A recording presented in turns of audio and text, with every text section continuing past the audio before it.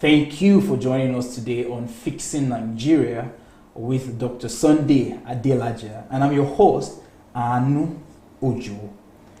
Well, Fixing Nigeria is that unique show program on Dr. Sunday's platform that addresses Nigeria's problems, not just the very obvious ones that everybody talks about, but our focus is on those problems that are really the cause of the tragedy and the state of our nation as it is today. But those very problems that very few people notice, and even amongst the few people who are able to see, a very minute few will talk about. And that is the reason why we have devoted the last months bringing up a lot of issues that relates with our value system as a people, our mindset, our worldview, and why we must change the inner content of every Nigerian for us to see a changed nation. But today is going to be different. We're not talking about any particular problem as regards the thinking or the mindset of Nigerians today. But today, we're going to be talking about something that is relevant to not just Nigerians, but I think the whole world. Because we are living right now in the middle of history. And the whole world is on our toes because of the outbreak, the coronavirus outbreak. And almost every nation in the world are presently in lockdown. That is, people are right now practicing the quarantine and self-isolation, social distancing. And we thought it was necessary for us to have a show dedicated to how everyone experiencing this lockdown can maximize this time, what you can do, and how to make the best of this present lockdown situation. But before we get into the discussion today, I would like to talk about the book that you can see on your screen, which is titled How to Become Great Through Time Conversion. How to Become Great Through Time Conversion. This is a book written and published by Dr. Sunday Adelaja, and our discussion today would be in relation to the very content of this book. And aside from this book, we have another book that that talks about joblessness being a blessing and stop looking for job. Many people right now are not going to work. Many people are presently jobless, but Dr. Sunday has a rather interesting book, which I would like us to see on the screen, which is titled Stop Looking for Jobs. Joblessness is a blessing. So this book and the book and then this one you can see on your screen, you could get them for free if you are a subscriber on Amazon Kindle Unlimited. And also we announced that there is a new platform which is called BAM Books, BAM Books, so BAM Books. This platform is way cheaper than Amazon Kindle Unlimited. So everyone who wants to take advantage of this platform, you could get over 100 of books that written by Dr. Sunday on that platform for as low as $2-3. So the name of the platform is BAM Books. So you could just go search for it on internet. They have a monthly subscription of I think just $3, and you would have access to over 100 books of Dr. Sunday. I think that's an opportunity that everyone who is listening wants to take advantage of. So these are the books that I would like to announce at this point, and I would like us to have a snippet. Let's have a look on our discussion of last week on Fixing Nigeria. Stay tuned.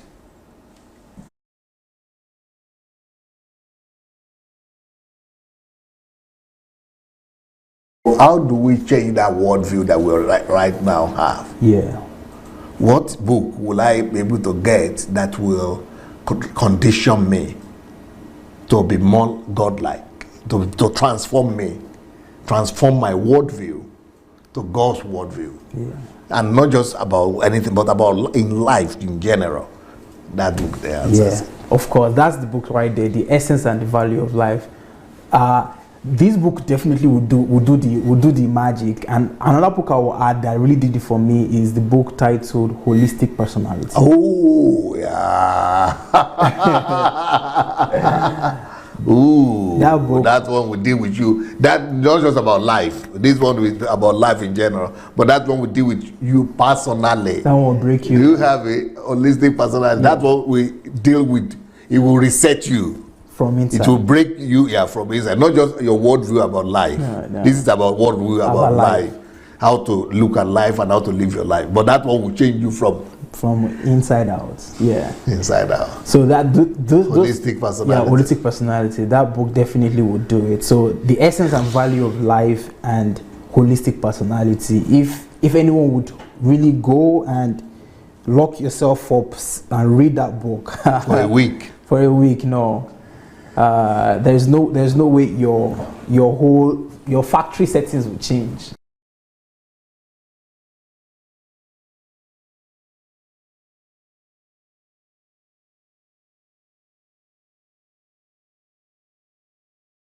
How can we nip this thing in the bud? What are the strategies that you can give right now to anyone who wants to start doing something now?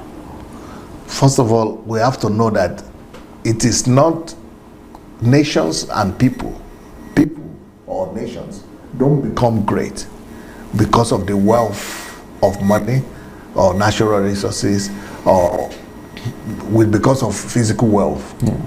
But nations and even people, individuals become great because thanks to the wealth, because of the wealth of virtues that people have.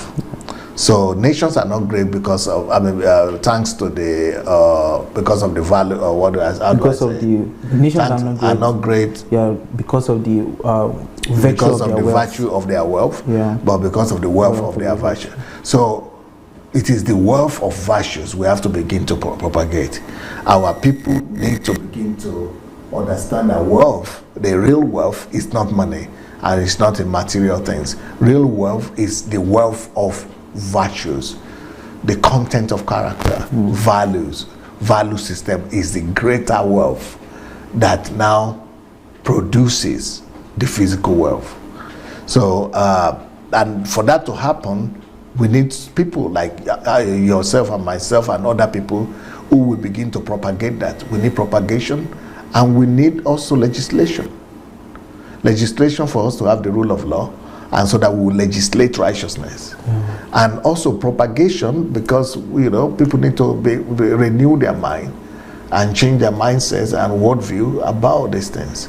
And then our churches need to be taught what is the essence of religion. The essence of religion is supposed to be transformation, not transaction. So that worldview has to be changed. Like I said, I've written a book on worldview, but I've not published it yet.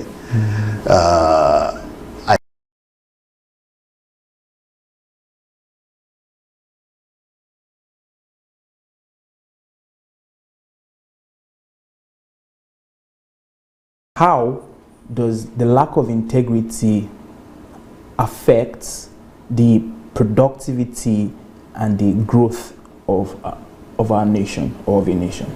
In what ways? Okay, if you hear, I'm sure you have heard that a lot of companies were leaving the country, and I saw one of the articles, and they about 7 or so big companies that were in Nigeria since the 70s, and some of them came in the 80s. A lot of them just started to leave the country, and those people will have contributed to the economy in employment of people and the general well-being of the economy and GDP and productivity and everything. And they started leaving, and the reason is because we cannot work with these Nigerians. Too much deception, They cannot work according to the rules. They don't follow the rules. They just want to break, and the lack of integrity, basically. So lack of integrity brings economic downfall. It brings poverty. And the people who are stealing our money, where are they taking it to? They are stealing our money, which means they are depleting our economy and our society, and taking it to hide in England and in Switzerland and places where the thing will be safe. So, which means where there is integrity. So they are enriching other cultures. Most of our politicians who lack of integrity have made them to be corrupt. All the corrupt money they are using to buy houses in Dubai and in America and in other places. So we are becoming poorer. We are, before maybe we were living on $5 a day or $10 a day or so. Now that poverty, lack of integrity has brought us to a place where we live on less than $1 a day. And before we were maybe one of the 10 or 20 countries that are poor in the world, but now we are number one, when it comes to population. So the lack of integrity is everywhere. It destroys everything. You will not be able to produce goods and services. You will not be competitive. You will not be able to, nobody will know how to do anything because everybody is trying to beat the system.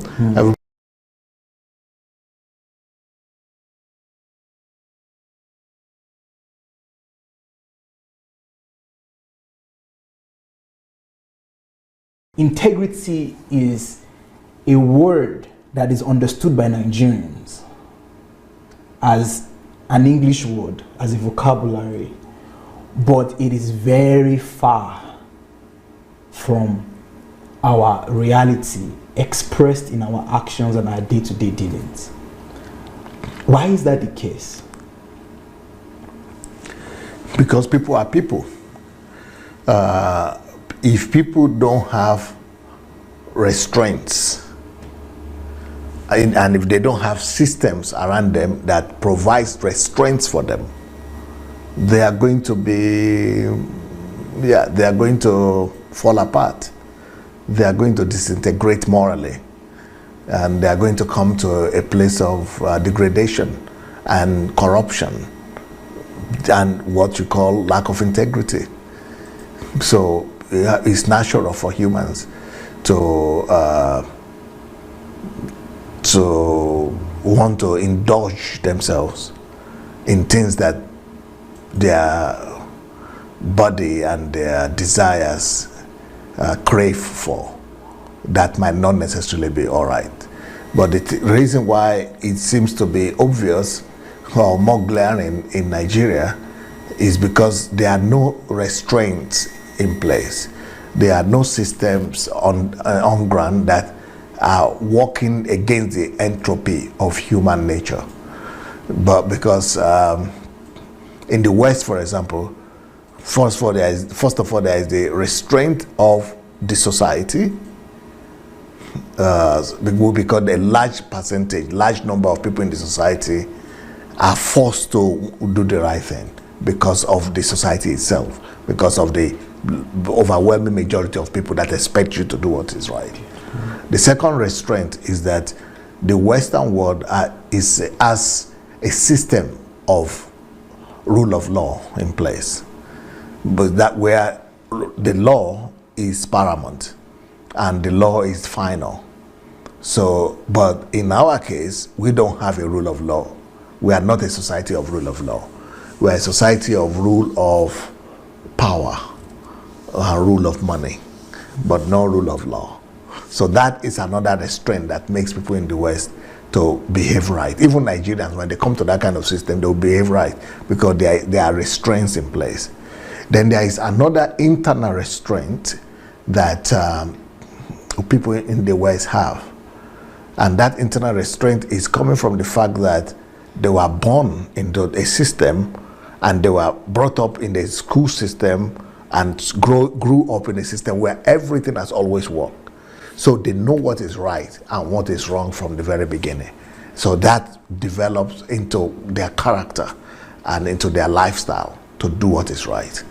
And that is another reason why they have it and we seem not to have it.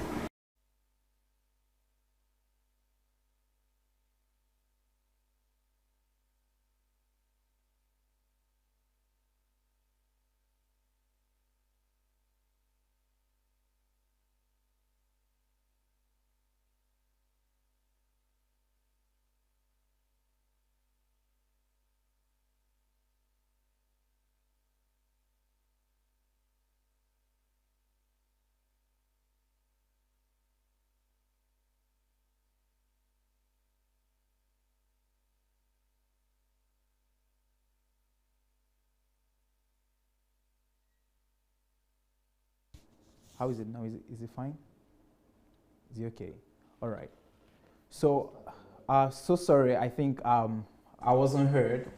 So, apologies. So I was saying that the video you just watched was a snippet from the last episode on Fixing Nigeria, where we talked about Nigeria and the lack of integrity. So if you want to watch the full episode, and not just the previous episode, but even all of our episodes on Fixing Nigeria, the way to do that is to go to YouTube, search for Dr. Sunday Adelaja. That is the name of the channel. So Dr. Sunday Adelaja on YouTube, and search for the playlist titled Fixing Nigeria. Fixing Nigeria. And then you'll be able to see all of our previous episodes. Well, coming to today's discussion on what to do with your time during the lockdown and this present lockdown, I have the honor to present to you Dr. Sunday Adelaja, who is in the studio with me to have the discussion. Good evening, sir. Good evening. Welcome to Fixing Nigeria, but what's the word? A different topic. A different topic today. I think Fixing Nigeria during lockdown. yeah, fixing Nigeria during lockdown. The whole world right now is, I don't know the best word to describe it. The right word would not be shocked, but the whole world is agitated, if that would be a right word. People, nations, governments are in a state of confusion. Some are confused. Many are bothered about the present outbreak of the coronavirus.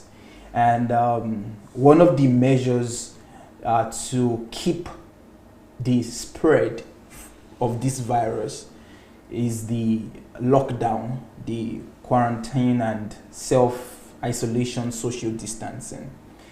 And it's not news that this is like the biggest lockdown ever in history. Based on what I researched and I searched and I got some information about. But before we start the deliberation today on what to do with your time during the lockdown, I have a video that I would like us to watch, and then from that video we would get talking on how we can maximize this lockdown situation. Can we have the video, please?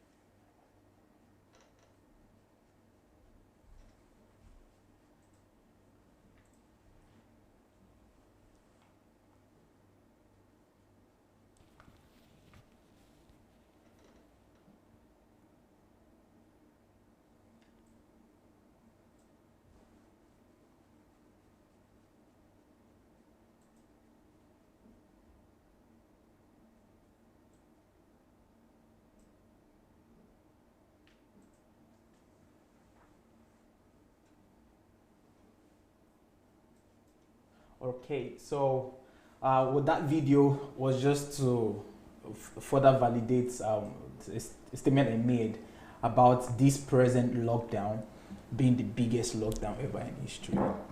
But Dr. Sunday, I want to jump on this subject straight on. I know you don't like to associate yourself with the prophetics, like I'm a prophet or I can see the future and things like that. But then anyone who has been listening to you, especially when you started teaching and speaking on the social media platforms like on Facebook, one of the things that you took your time to really explain and to talk about is how people can take advantage and maximize time, and what people could do with their time. And if there's something that you always talk about, is the importance of solitude, of people taking out time, of their jobs, of the different distractions of life, and having that time to just be by themselves and to do what they need to do, and how to maximize their time. But it was very difficult for people to find time to have that solitude, to be by themselves, not going to job, not traveling for vacation, not doing anything, but just being by yourself, with yourself in your room. But then it's like everything you've been talking about, the need for people to be by themselves, is like now the whole world has been pushed to that position where they have to do that thing that they've been trying to avoid, or what you've been talking about all these years. That reality, what does that mean to you, and how do you see that yourself?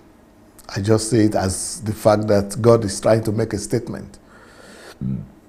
And God's statement is that nothing matters. Nothing matters. Not the jobs we worship matters. Not the salaries we get matters. Not the recreational things we are doing matters. All those things don't really matter as much as we thought they would matter. All the things that we used to think were important, and that without them we couldn't really function and we couldn't do one thing or the other, they are being returned back to their rightful places. That they are just ordinary things that don't really matter. Wow. Interesting. I know you've taught, and you've also explained how, as humans, though we know that change is constant, but we hardly want to change. We hardly want to learn, because just like the statement you made now, you've been making it, right, all these years. You've been teaching it, and I know many people, they've come back to you, and some people even attack you when you say those things. People even say you've missed it. Many people say you're wrong, you're heretic. You're talking. They say all of whatever they want to say, but now it's like the condition of life now, and the condition of things has subjected them to that reality, and what you've been saying, the truth you've been saying, that all of these things don't matter. Job doesn't matter. Even recreation, all of those things doesn't matter. But you having that time for yourself in solitude to maximize your life, that's the real thing. And one of the things that you've taught us that makes people change is shock.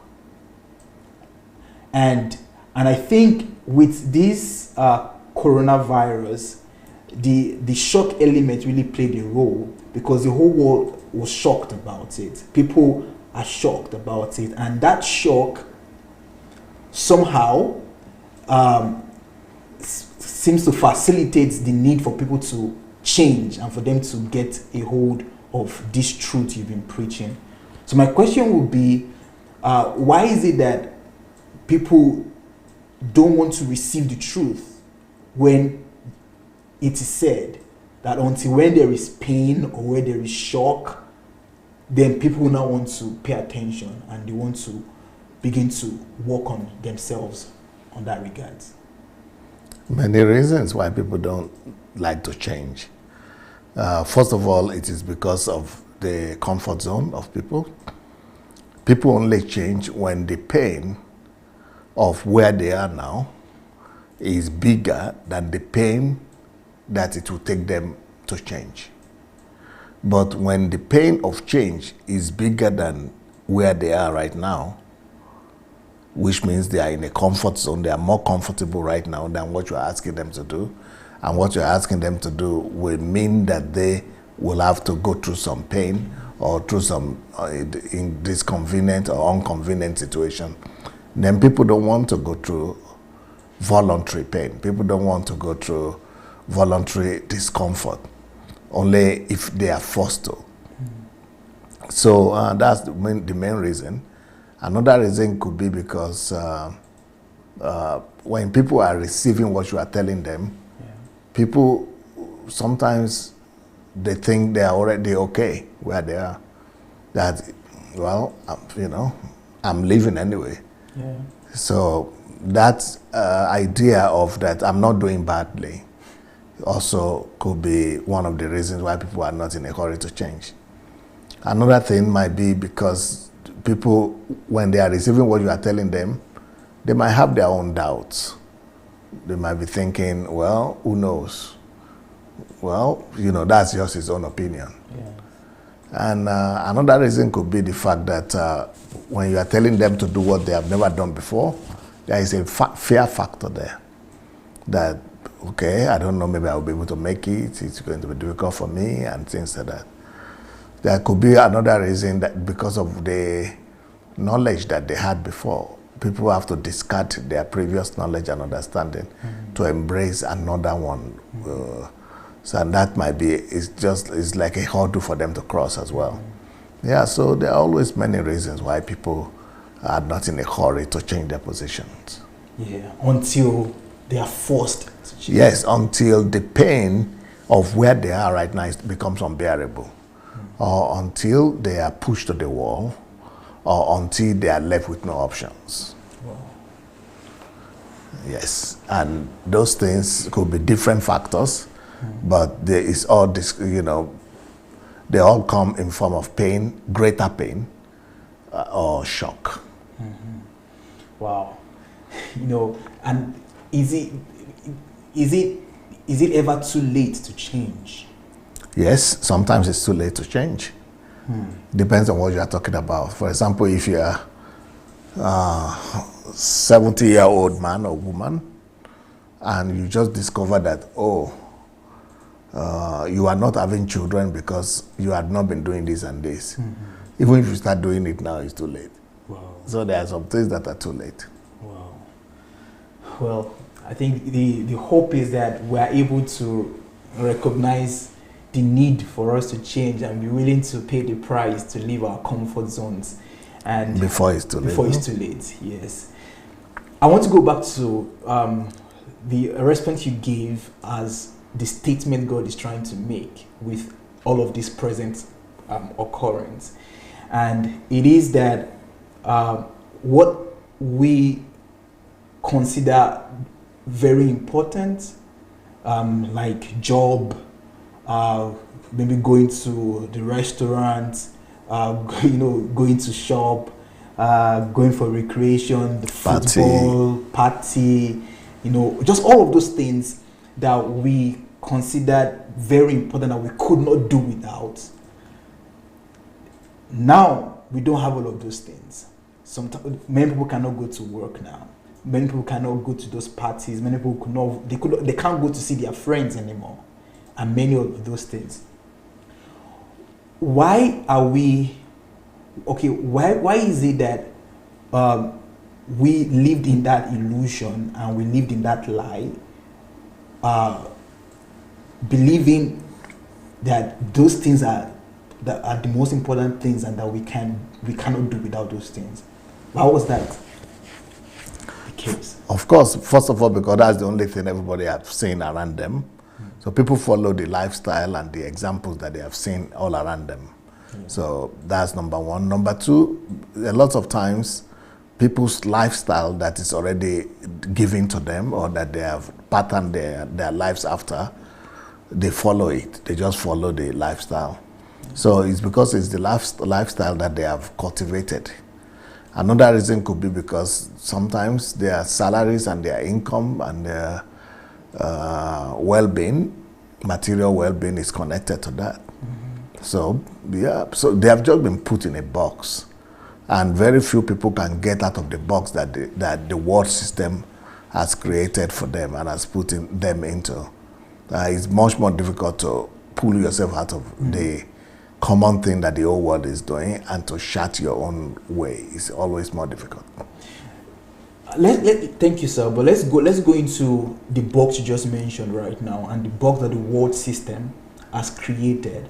I would like you to, as much as possible in graphic pictures, paint that box that the world system has created, because I feel like now is a very good time where people can receive, they can receive the information, and they will be able to more like embrace it.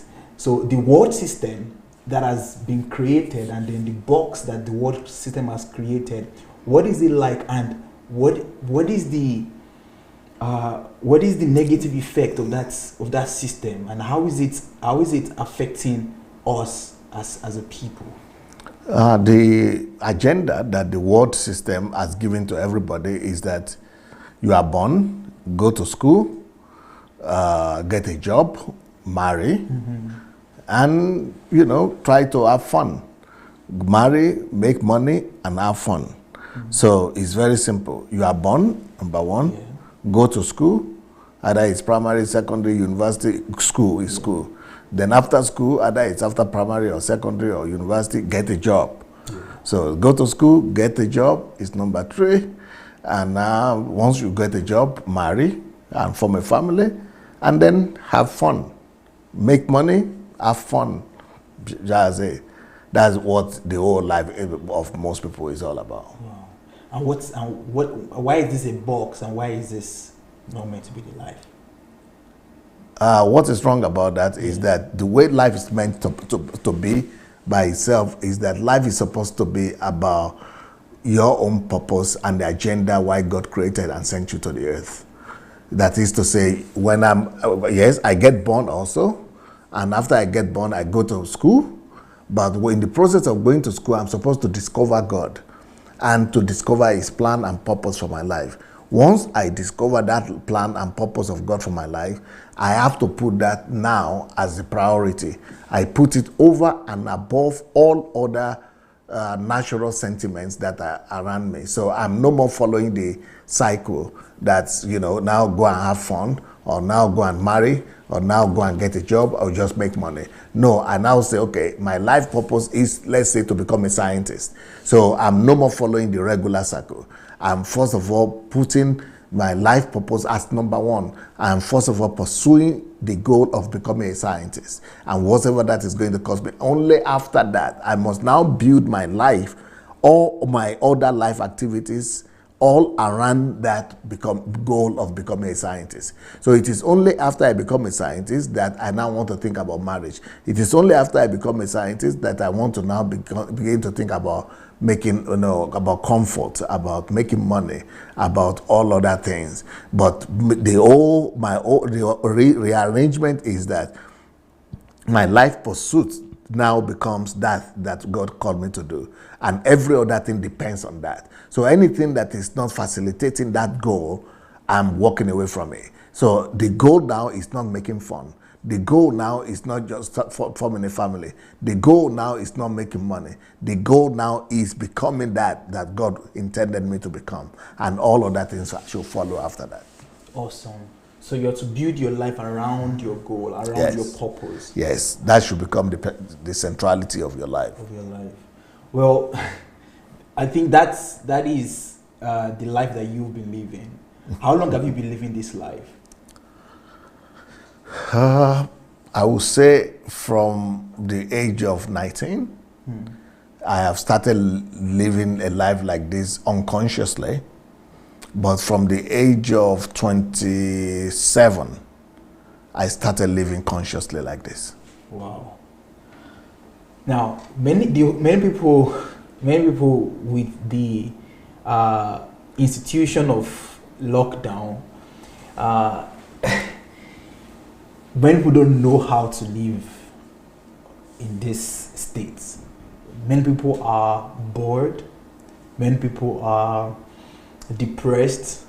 I've watched some videos of people now trying to emphasize on mental health, saying that in as much as we're trying to pay attention to our physical health, so the mental health is also something that people should pay attention to, because people have not lived this kind of life where they are just locked in to a place where they can't go out.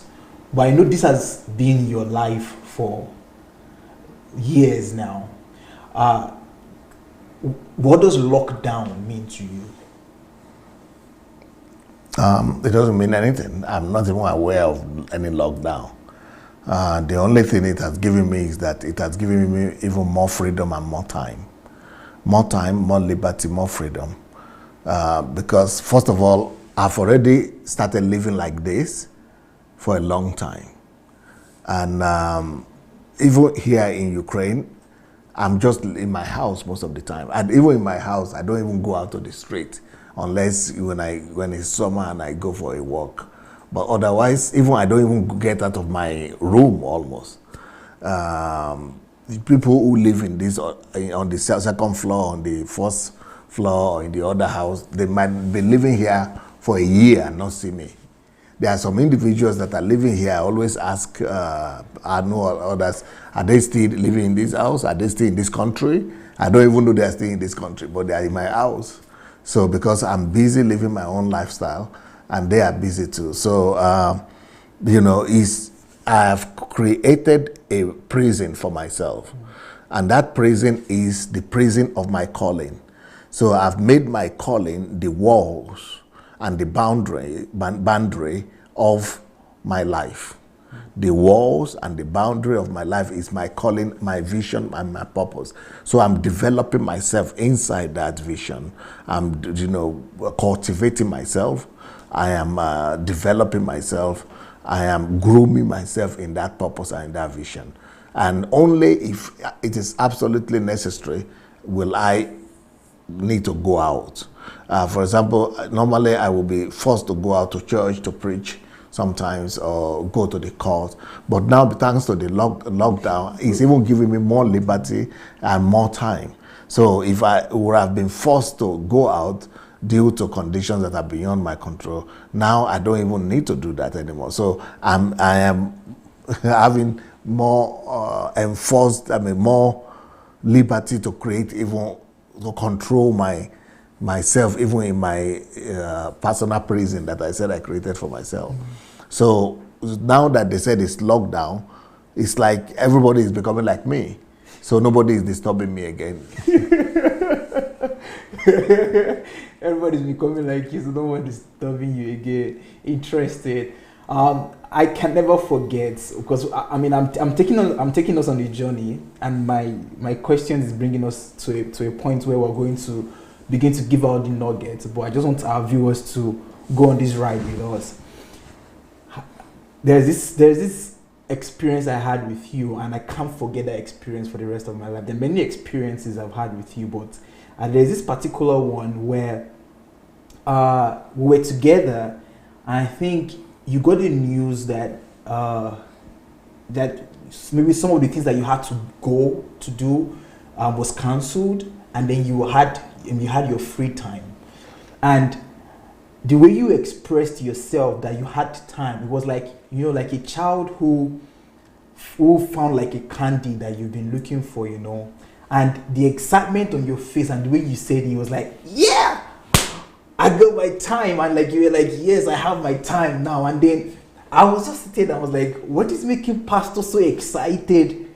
I mean, it wasn't like he got $1 million. He didn't get $1 billion. He didn't get something. I mean, what he got was time.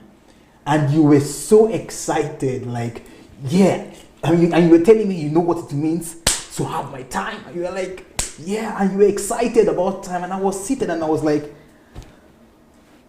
what will make a man so excited about being in control of his time that, okay, formerly it was someone that had to tell me to leave at this point in time, but now I don't have to, and I have control over my time.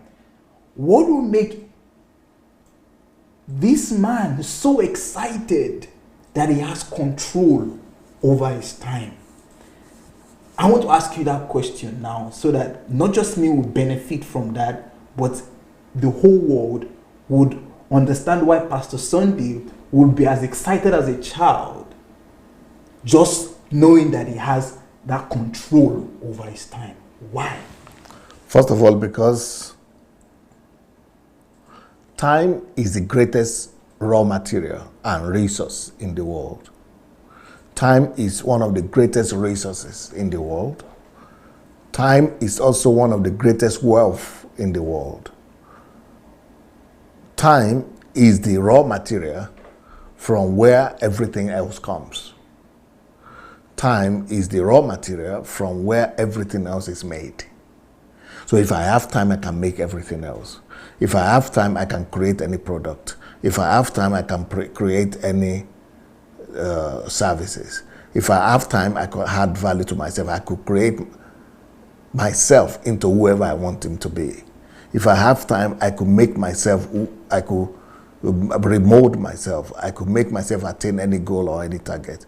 If I have time, I will be able to create other people. I'll be able to create goods, services, create men. If I have time, I'm the Lord of the universe. But then you have to know what to do with the time. Many people might have the time, but if they don't have the knowledge that I have, they might not be able to convert the time. They might not be able to make the time to produce anything for them.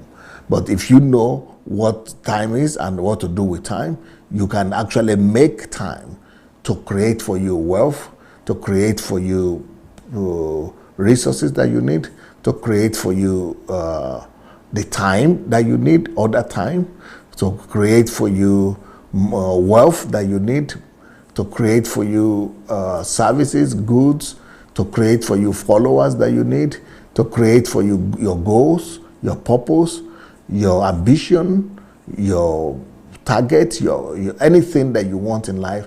If you understand the importance and the relevance of time, you'll be able to make time to create those things for you. Wow. Amazing.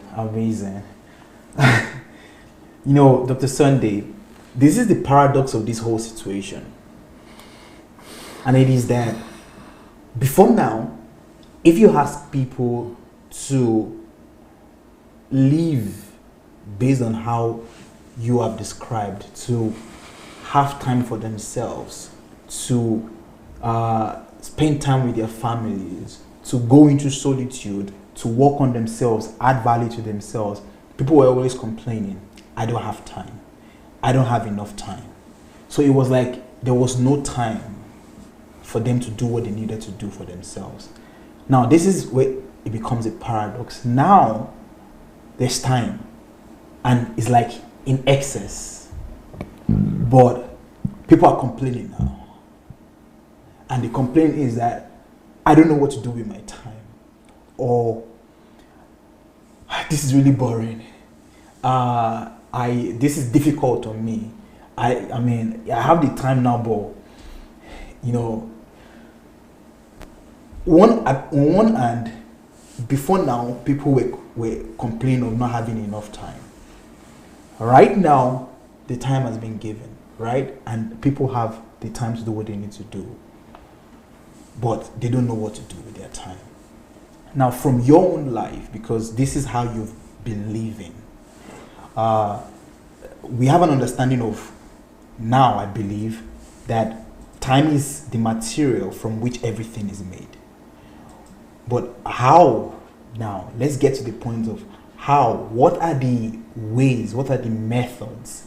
And how can people begin to work with this time that they have? What can people do with this time? And how can they maximize this time? Number one, the first thing to do with time is to use it to acquire the knowledge that you need in any sphere, any area or sphere of life. Number two, the next thing you want to do with time is to use it to add value to yourself, to create content in yourself, to create and build weight in yourself, to create value chains in yourself. Next thing you can do with time is to use it to acquire skills that you didn't know before, and to become an expert in something. Somebody said if you would spend 10,000 hours to acquire knowledge in one area or the other, that 10,000 hour you'll become a specialist, you'll become a skillful person, and you will become one of the best person in that area, in that particular area. So which means that anybody could just invest 10,000 hours of their time to become whoever they want to become. If they want to become Olympic champion, they just need to invest 10,000 hours. If they want to become a millionaire, they just need to invest 10,000 hours. If they want to become a speaker, that's what they need to do. If they want to become a knowledgeable person in one area, they just need to do that. If they want to become a professor in another, they just need to do that. So use time to create value for yourself. Use time to create. Another thing you can do with time is that you can use that time to create some goods, that is in your heart, some products. You convert your time to create products. Or you could use your time and convert it to create services. Come up with your ideas. Use your time to give birth to things that are already in you. Give birth to your dreams. Give back to your vision. Give birth to the burden that is in your heart. Use that time to pour out the wealth and the knowledge and the resources and the calling and the passion and things that God has put inside of you. But most importantly, you can use that time to create value in other people that will become your followers, other people that you are regenerating yourself in, you are creating yourself in, you are becoming fruitful, and then you could multiply through time, and you could have possession of land and territories just by knowing what to do with your time. Awesome. Well, that's this book right now, like you can see on the screen, is titled "What to Do with Your Time." I think that is a book that you want to read, especially during this lockdown period. What to do with your time? I mean, a lot of people have time right now that they've never had, maybe in the past decades, and now you have that time, you have those hours every day. So the question right now would be what to do with your time. And we just have few minutes to spend here, but for you to get an in-depth understanding of what to do with your time, you want to get your hand on this book. You could get it on Amazon Kindle Unlimited, you could get it on Okada Books, you could get it on dsabooksplanet.com, or you could get it on BAM Books, BAM Books. There's another book I want us to look into. Can we see the next book? Just any of them will be relevant for today. It could be How to Be Great Through Time. Okay, all right. So this is the book titled "Stop Looking for a Job. Joblessness is a Blessing." I'm going to ask you a question as regards this very soon, Dr. Sunday. But this book is saying stop looking for a job. Joblessness is a blessing. I think many people right now are jobless. People are losing their jobs, and now Dr. Sunday is saying you should stop looking for a job. And joblessness is a blessing. I think it's a topic that should kind of ignite your curiosity to want to know what is in that book. Why would someone say joblessness is a blessing and you shouldn't look for a job?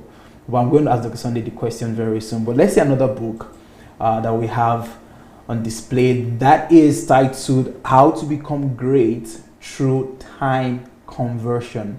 How to become great through time conversion. We already learned and we heard Dr. Sunday talk about time. That with time, that is like the greatest wealth. I mean, you have the wealth of time, and from time, you could invest in yourself, you could add value to yourself, you could build value chains in yourself. With time, you could add values to others, you could gain followers, you could gain people you're impacting, mentees, and of course, with time, you could convert it into goods, services, products that could be of benefit to the world at large. But then the how and the methodology to get that done, those are the things you will get in this book. It will show you how to get to do it. So I want to encourage everyone who is watching us right now to get a hold of these books. I think like never before, the knowledge in these books, we need them right now because we have an opportunity to actually practice exactly what these books are talking about. If you want to get this book, you get the books for free if you're a subscriber on Amazon Kindle Unlimited. Also, if you're a subscriber on BAM Books, that is BAMBOOKS, you also have access to not just this book, but over 100 of Dr. Sunday's books. You could also get the books, the soft copy or the hard copy in Nigeria if you order for the book on dsabooksplanet.com or on Okada Books. And also I'd like to announce to our viewers who are watching, we want to open the line of communication to everyone who's watching us on YouTube and on Facebook. If you have a question you want to ask Dr. Sunday during this time of lockdown, as regards how you can maximize your time, how you can convert this time, you could register your intent by going to Facebook Messenger, search for Olena S, that is OLENAS, that is Olena S. That is on Facebook Messenger. You're going to see the picture of Move Agents. That is a picture with like a skull there, or a mask, sorry, with a mask. Then you just write to us there and tell us that you'd like to contribute, you like to talk, you would like to ask a question. And when the time comes, we would be more than happy to hear you give your contributions to that. So that is that for that. I have some more questions I would like to ask Dr. Sunday as regards the subject of today, what we can do with our time during this lockdown. Dr. Sunday, what do you have to say about people losing their jobs right now? People can't go to work. I guess that's also affecting their finances and all of that. What do you have to say as regards that? Like I said, the greatest wealth you could have is the wealth of time. So while you are on a lockdown, you are not going to work, you can recreate yourself. The idea of what this should give you is the ability to recreate in yourself the person you were not before the lockdown started. So think, but if you don't have an idea of what to recreate yourself into, then ask God. Don't just ask God in a prayer. No, go and look for God. Go and convert God. Go and convert God's presence into yourself. Go and convert God's essence into yourself. Go and convert God's atmosphere, God's territory, God's values into yourself. And when you go to, let's say you go for a week, 7 days or 14 days or 2 weeks lockdown of just you and God in a solitude, you will discover yourself. God will speak to you, or God will open to you exactly what He wants you to convert yourself into in the post-COVID-19 time. Then you'll be able to know, you'll be sure for real and for sure that yes, this is the direction of my life. And when you go to such a lockdown or to such a solitude, make sure you take series like Calling and Purpose series from my teachings on YouTube. And then you could take also the book, Who Am I? Why Am I Here? Take those kind of messages with you. And when you go to those, to be alone with God, you are also learning. And then you see that God will be giving you direction on when to become who God has asked you to become. Awesome. Or how to become who God has asked you to become. Awesome, awesome. And many people now, they don't know when this lockdown would end or how long it will be.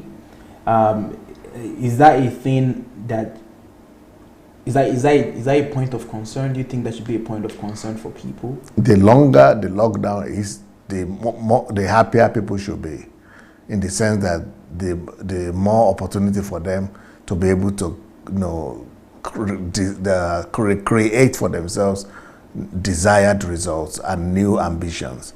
If they are determined, if they are passionate about it.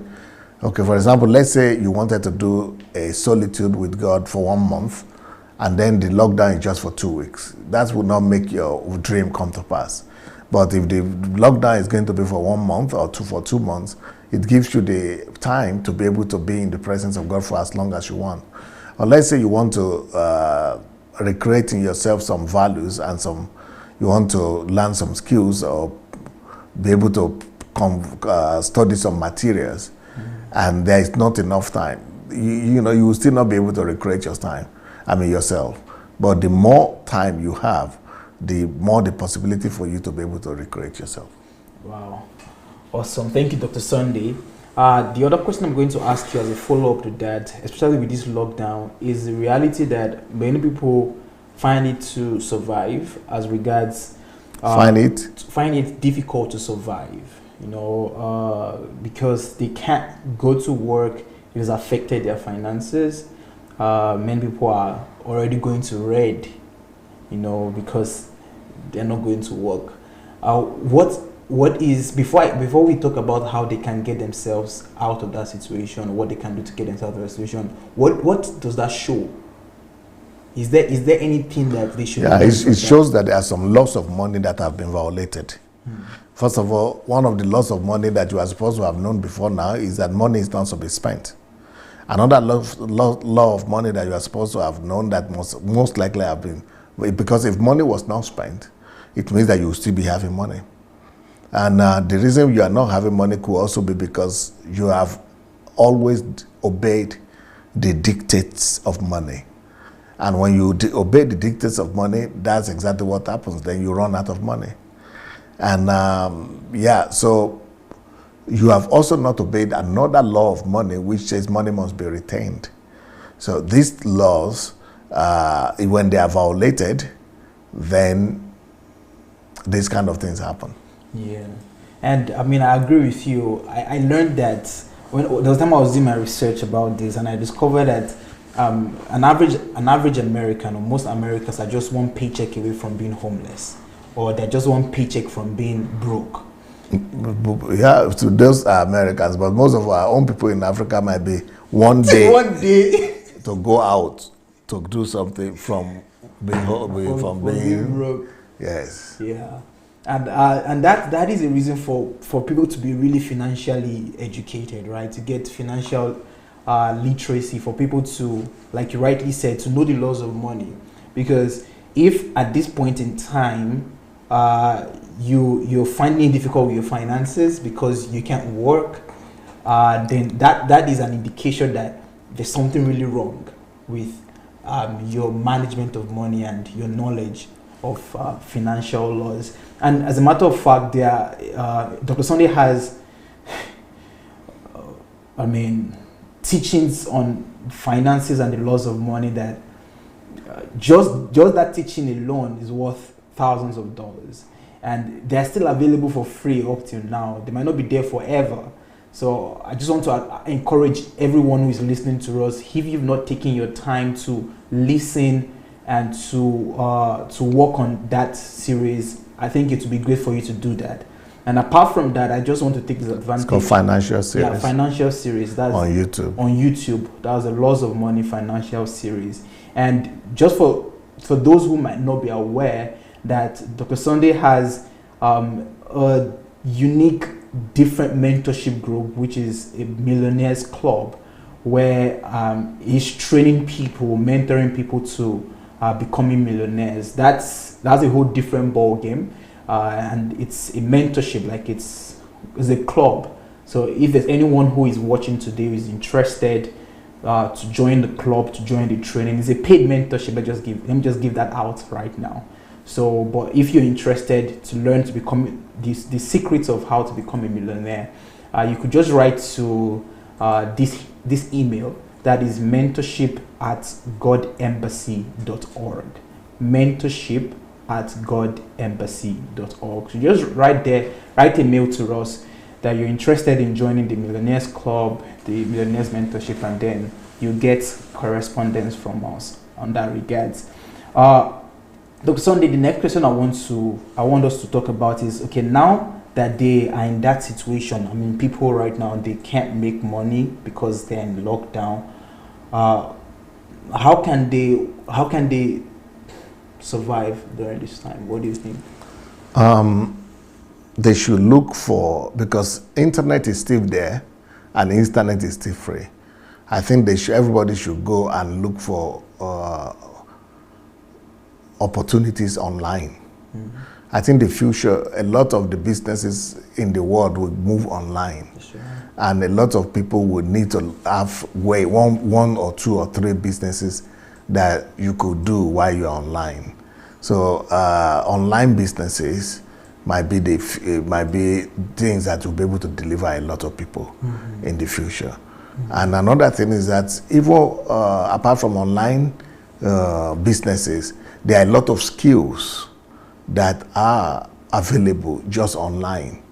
You know, you can learn to do almost practically everything.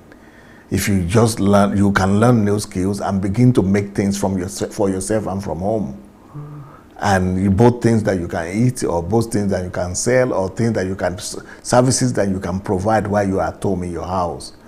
And there are a lot of skills service. Almost there's nothing you want to learn how to do now that you will not find on the internet.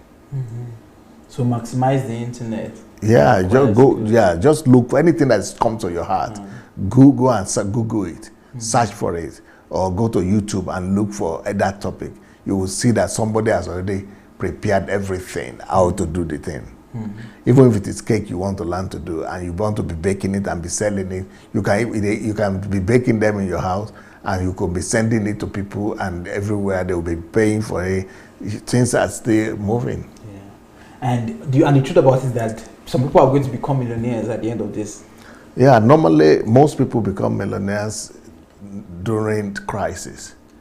Why that though? Because during crisis is when a lot of people relax. There are no competitions. A lot of people don't do anything. So the few people that will act are the ones that are going to reap. Wow. That's number one. Number two, during crisis, normally prices fall. Okay. And opportunities that were not there before are now coming out. So that's another reason why people make it. And the other thing is that during crisis, a lot of people who have acquired the knowledge prior, they are now using it to empower other people. Or people who had put aside the money and they were able to save. Things that are now going for free, that are now going for cheap, they have the resources to now buy them. Yeah. So people who have prepared themselves before they are able to reap during crisis. Reap during crisis. Amazing. Well, thank you, Dr. Sunday. Let me just speak to our viewers right now.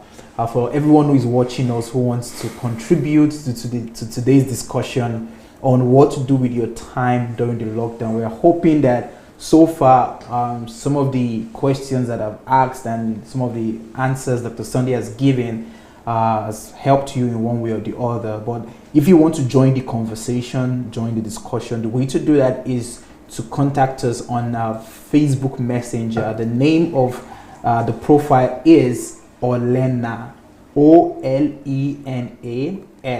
Olenas. You're going to see a profile picture with a mask there saying movement against deception in church. So just write to us, let us know that you're interested in calling, and we'll be happy to receive your calls on Move Agents.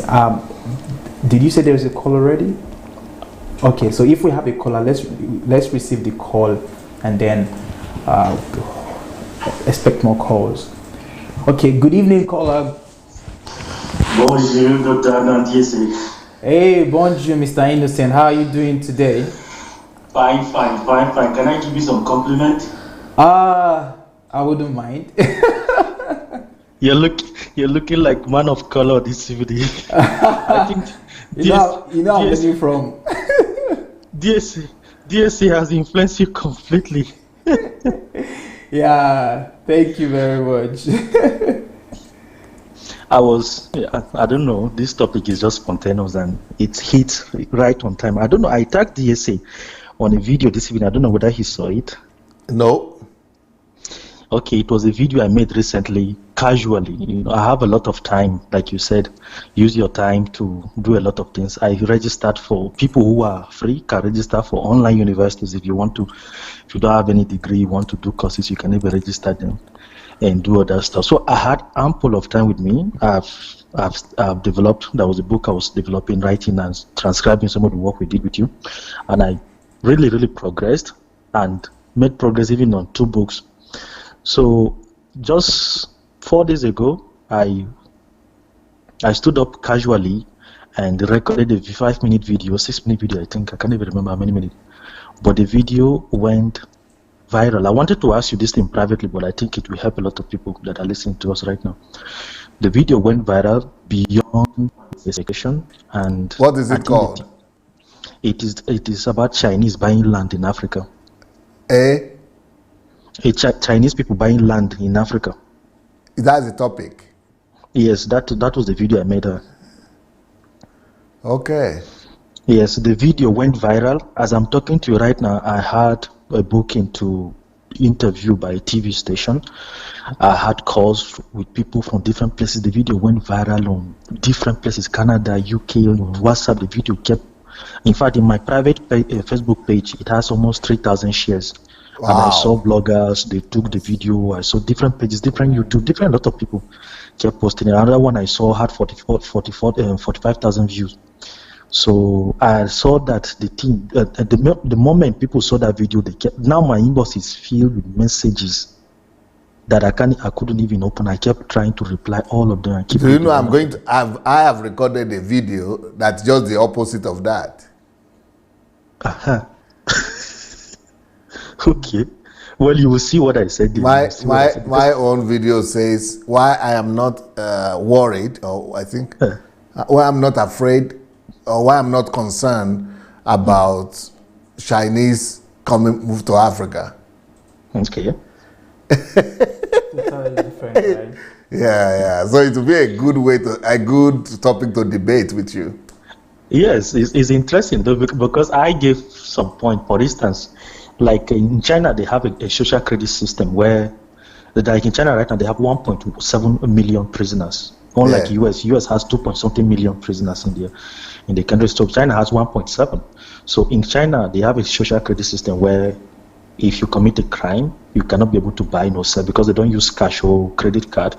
So you use your phone to buy stuff, to take the tram, to take the buses, to take flights. So the moment you commit a felony, you cannot do anything. You are declared as persona non grata. So you just there and you can't do so anything. The prisoners will go to Africa and buy our land. So most of them were sent for free labor to use, because since they are not active in China, they are being sent to work for these construction companies and other stuff. So some of them that were there, they saw opportunity now of some of them are even into poultry farming, some of them are even doing fishery. You see, they're doing a lot of things. There is farm in Namibia, in Zambia. You see them, occupying a lot of land, and they are not just doing that; they are abusing. You can see how devious some of them behave. They are very, very, very wild. Most of them. It's not as if they are very educated. They saw opportunity, so they can stay in the slums with the Africans. Where the Europeans, if they go to Africa, they will not agree to stay. Chinese will go and stay there. Some of the thickest villages where there is no electricity, no water, you see them there.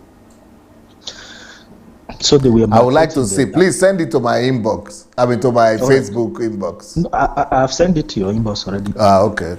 Yes. Mm-hmm. So they maltreat a lot of Africans. If you see what they are doing in Kenya, some of them, they are polluting the local rivers that are there. They have started producing fake alcohols and other stuff they were doing. And in fact, they even have a police station in South Africa. Right now, as I'm speaking to you, they have a Chinese police station with Chinese people with their uniform there in the station and controlling their people, because they have a very large community of Chinese people in South Africa. So different African countries right now, in Ghana, Kenya. In short, Kenyan people took an attack. In short, the video that I made, 3 days after that video came out, I made mention of a Chinese poultry farm in Ogun State, and I challenged the governor to check out the activity there. Before I noticed, they went and attacked the youth in Ogun State, went and attacked the farm. They burnt everything and they pushed the Chinese people out. So I was called on by the TV station. They were like, if they wanted me to interview with the chairman of the local government to ask if my video had any direct influence with what the youth did. I said, I don't know. I don't know. I just know that there was a farm there. So I just released the video casually like that.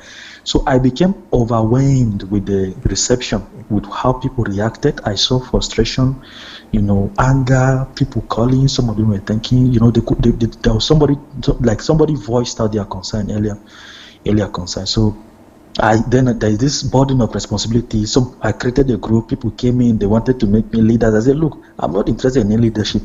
I just raise a question that we have to be vigilant about the activity of these people, and this is how they come, this is what they do. I don't hate them. I admire the Chinese people. I admire their history. I studied the history of China since the 18th century, so I know most of how they struggle, how they survived the civil war, they survived the Japanese occupation, they survived all those things. So I admire them a lot, and how they build their country. I admire them. So but should we give them the opportunity to come to Africa to business, to partner with us? Yes, we should give them the opportunity. But when the opportunity becomes toxic and abusive, we should be apprehensive more of those things. So why am I talking about this thing? Because I became super over. As I'm talking to you, I don't know how to express to you how I felt when people started calling messages. Professors from Thailand, from UK, different places, from different countries started calling. Big people are calling to say, oh, that's such a brilliant video. Oh, we want to partner with you. Somebody say, oh, we can create a site for you. Somebody say, I'll have to register NGO. Speak louder, please, louder. Okay, how about now? Yeah, good. Okay, so a lot of people started making suggestions. They want to contribute to the movement. So the thing became so overwhelming. So I thought I wasn't prepared actually for what I did. I wasn't prepared at all. So when I heard you talking about, creating a platform and, create followers for yourself, I just laugh. I said, this kind of followers that they will call the way overwhelm you. How are you going to handle it? Like me, right as I'm talking to you, I'm exhausted. I don't know what to do with the attention that people are giving me. I don't know what to say to them. I don't know how to even start. I don't know what to tell them. All I know is that I just want people just handle the Chinese situation. Our leaders should just do that. That's what I want.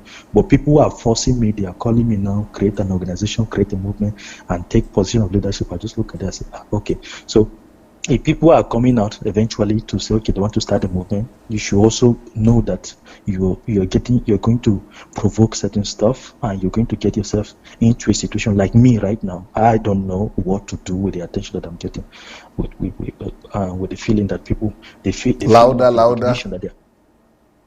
How about now? Yeah. Okay, I don't know why it's cutting. So I don't know how to handle the feeling of the indignation that people are expressing. So it's really, really overwhelming. I would like to hear from you. What do you advise me to do? What can I say? Where can I start? The NGO that people are advising, the TV interviews, the shows that are inviting me to come and talk and other stuff and express to them, tell them how many thousands of hectares Chinese people are occupying in Africa and all those things. So it's really, really, really, really overwhelming right now. In short, I even got tired of reading the message. I just left them there and continue writing, dedicating time to writing and reading back messages and replying a lot of stuff. So I would like to hear from you. What advice would you do for people that might eventually want to venture into media and maybe vlogging and other stuff? Very good. The first thing to do is to ask yourself, what is my vision for Africa? What is my burden for Africa? Put it together, write it down in a paragraph, then reduce it to a statement. So that will become like your mission statement or like your vision. So that vision, let's say just one phrase or a few phrases, those phrases, they are the heartbeat of what is inside of you. And that thing that is the heartbeat of what is inside of you, that's what you now use to galvanize people together. So you have to create a group on Facebook.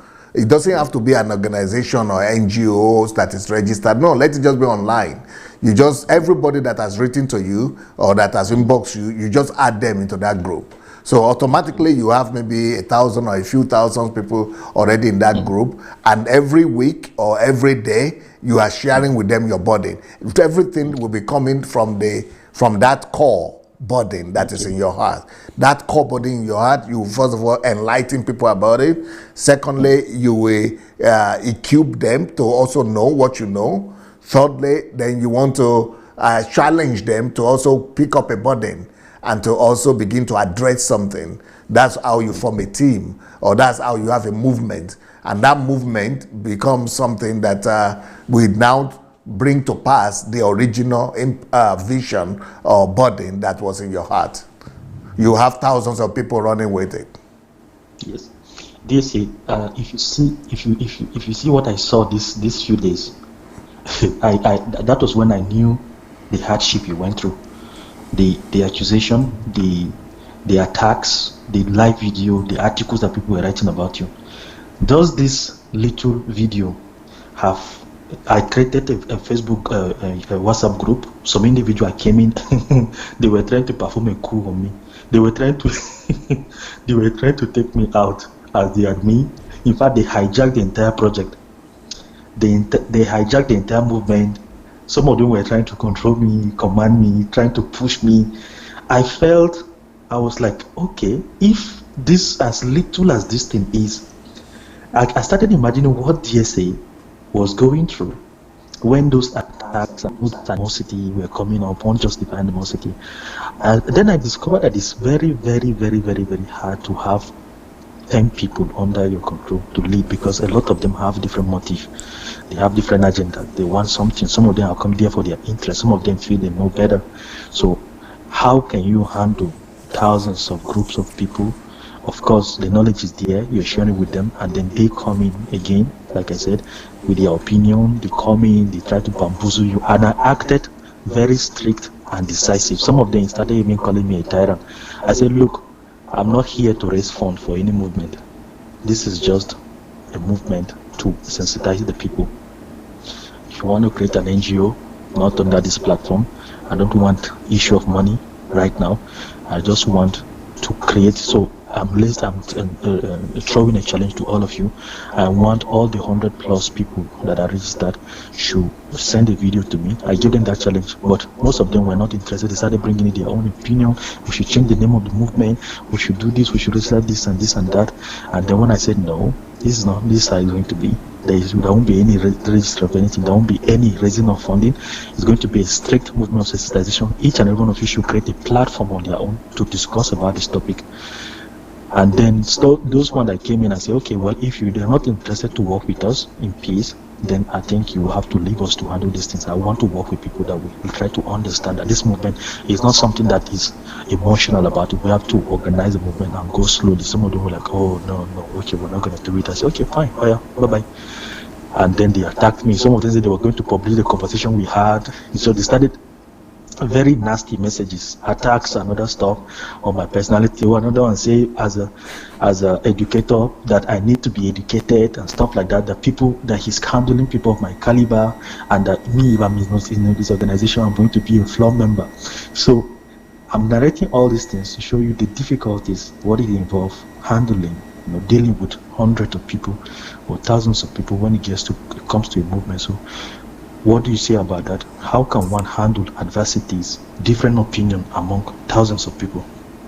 That is an ongoing thing. I think I know we tell you every day. I have that every single day, what you've just described now. Of course, it's like Dr. Sunday's life, like morning, afternoon, nights.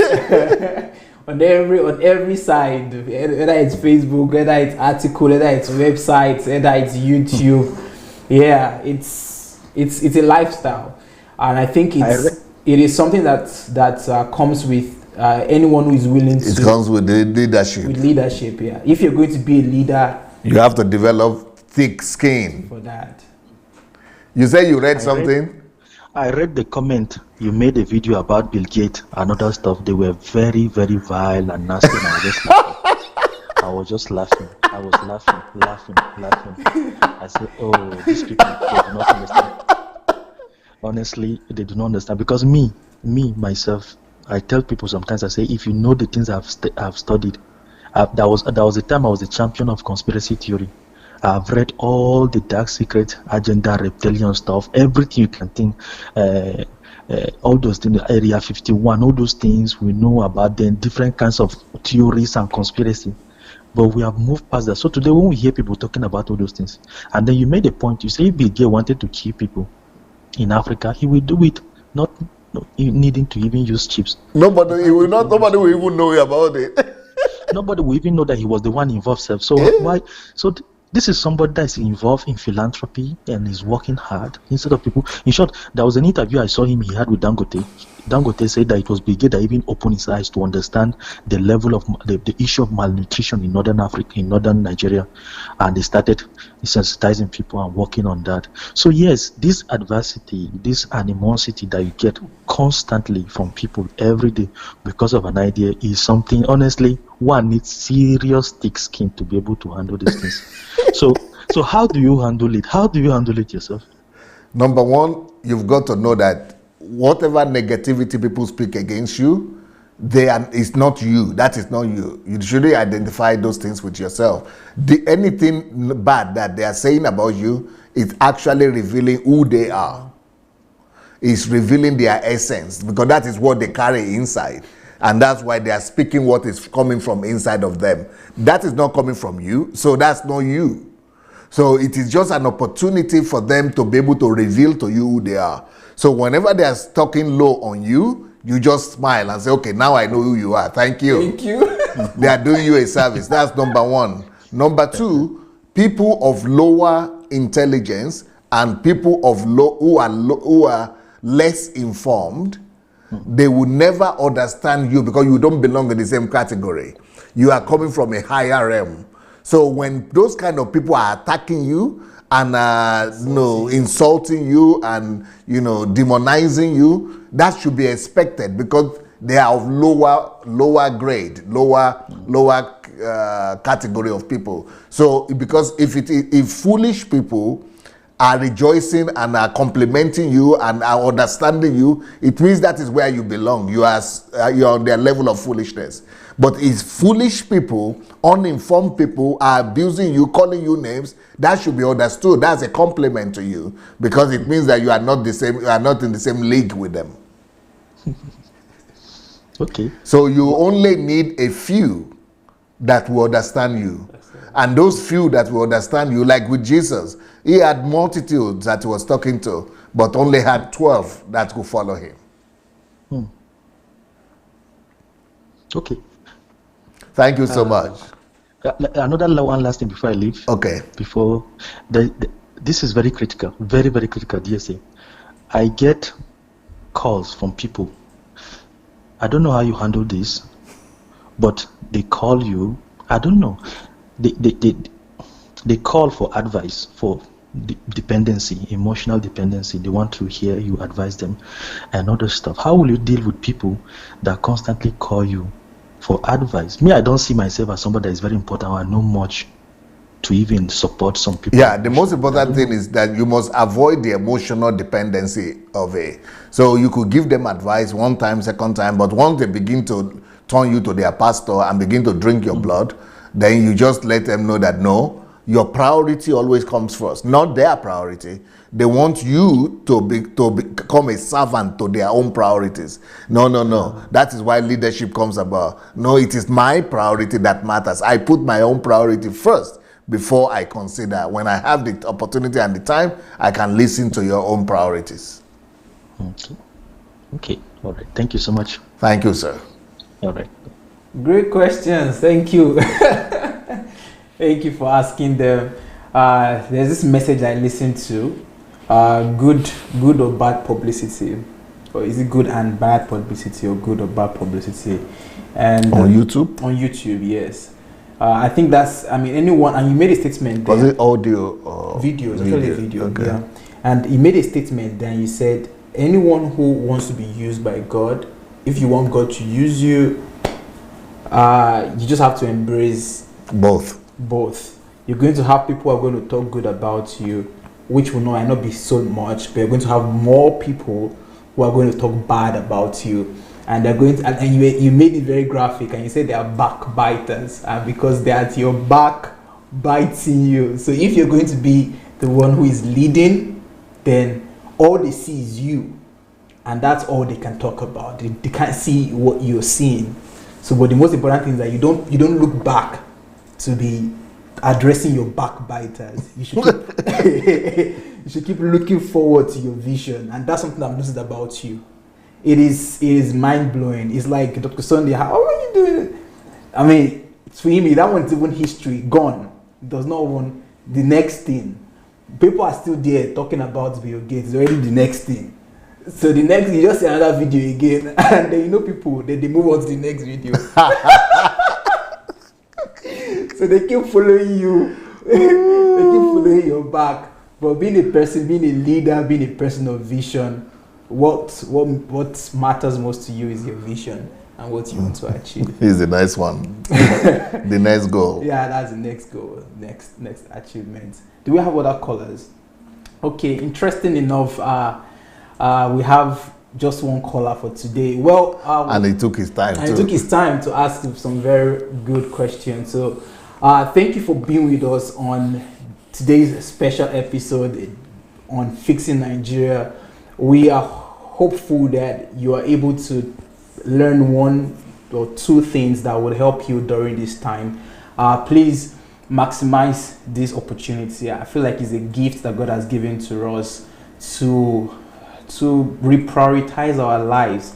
Coming back from the very statement Dr. Sunday made, that God is trying to make a statement that, hey, all those things we've listed and we've thought are the most important things, I mean, it has become very apparent that those things shouldn't be number one in our lives. So I think it's that opportunity that God has given to us to go back to our drawing board, to reprioritize our lives, to make a list of the things that are quite important, the things that God wants us to pay attention to, and to build our lives, to recreate ourselves, to give life to ourselves. And there are a lot of series that could help you on Dr. Sunday's platform.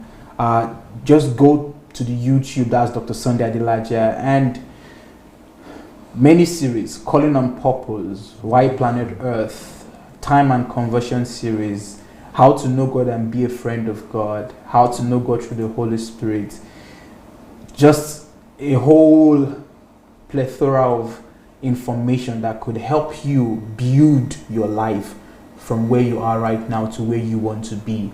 All of the books that we announced today, How to Become Great Through Time Conversion, What to Do with Your Time, Stop Looking for a Job, Joblessness is a Blessing. All of these books, you could get them. You could read them for free if you're a subscriber on Amazon Kindle Unlimited, or if you're a subscriber on BAM Books. You could also order for them on Okada Books. You could order for them on dsabooksplanet.com. Thank you very much for being with us. If you've not shared this video to your friends, your family members, colleagues, I'd like to encourage you to do that. I hope they will find it beneficial to them. From me, thank you very much for being with us. My name is Anne Ojo, and I would give Dr. Sunday the honors to round up today's show. Thank you so much, everyone. Thank you for being with us. And we hope that we were able to give you some things that will be helpful for you.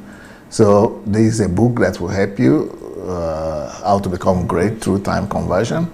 Another one is What to Do with Your Time. Then you saw the book there on, Stop looking for a job. But there's another one that says that why losing your job is the best thing that could happen to you. That's right. So why losing your job is the best thing that could happen to you is another book you might want to look for. See you next time. Peace.